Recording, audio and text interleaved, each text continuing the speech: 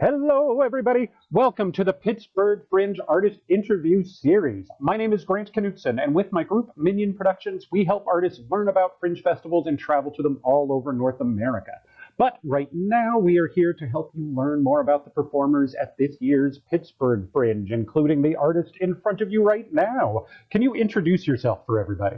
Yes, I'd be happy to. My name is Milton Kuykendall. I'm a playwright and director currently out of Providence, Rhode Island. And I'm happy to be actually participating in this festival for the second year. I had a good experience last year. That is great. And real quickly, what is the title of your show this year? So the title is 1937. Nice. And I'm And going to give you a chance, like we do with everybody, to do the elevator pitch for your show, which is like if we were all here in person and you were flyering a line at the festival. Say I yes. was waiting for another show and you only had my attention for 20 to 30 seconds if you're really intriguing. And you had to tell me what the show is, what the show is about, and why I might want to see it. Under those conditions, what would you tell me?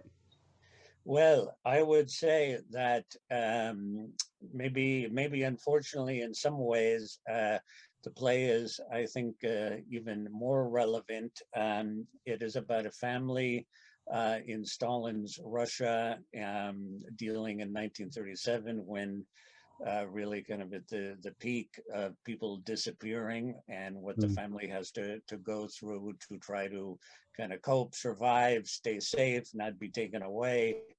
And it wasn't, I mean, it's something I started working on a couple of years ago in terms of the writing of it, but unfortunately, it's very relevant with what's happening in Russia now, where things are, where independent media has been, blocked, and there are penalties now in the country. It's sort of reverting back in some ways to Soviet times. So. Now, it sounds very relevant to right now, and shows like that can be a wonderful way to process. So that does make me very intrigued to catch it. And is this a new show, or have you done this one before? No, this is new. I should emphasize the actors would like me to. This is basically a reading. Um, so, but yeah, so this is something. I mean, I've worked on it for a while, but just continue to improve it. Oh, I should add, actually, importantly, I totally Hmm. forgot about this, that it doesn't cost anything, but we're asking for donations, and all donations will go to the Ukrainian Red Cross to help with humanitarian efforts there. Oh, that is wonderful and a great thing to add in there. I really appreciate I hearing that, almost forgot about it. especially because it is so relevant right now. And also, the reading things are wonderful for that. One of the things I love about catching a reading at a Fringe Festival is it means you're catching this early on and hopefully maybe get to keep up with those artists on their social media and watch the life of this show that you were there at the beginning for. I always love that. You've mentioned that you do have a cast for it, and because these interviews are always one on one, I would love to give you just a minute here to give a shout out to Yes. people involved. Yeah, so we have Gonzalo Ruivo, we have Maria Roberts, we have Ilya Artemov, we have Victor Nicholson, and we have Yelena Dries. And actually, as it turns out, three of them are Russian or well, they are Russian, but two have been in the US for a while. One is actually reading from Moscow. Oh wow, yeah, yeah. So Actually, relevant to them in ways that not all of us even understand. That's wonderful. and then actually one of the actors is originally from Portugal, but Oh wow, yeah. yeah, A lot so of diversity to the cast as well, which yeah. I love.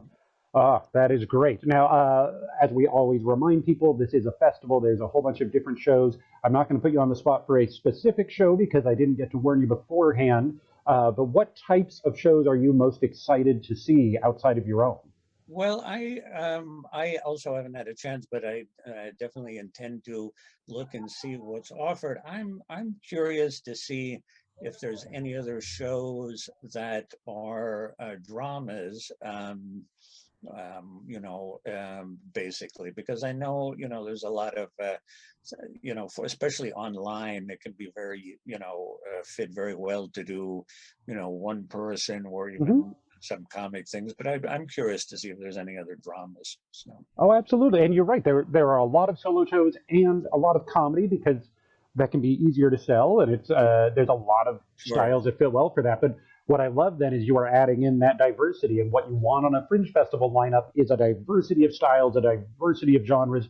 You want to be able to catch as many different types of things as you can in a weekend. And speaking of that, can you remind us what are the dates for the shows and how do people find you? So this is going to be on demand. We're going to be taping this Sunday, and Hmm. there will be a link.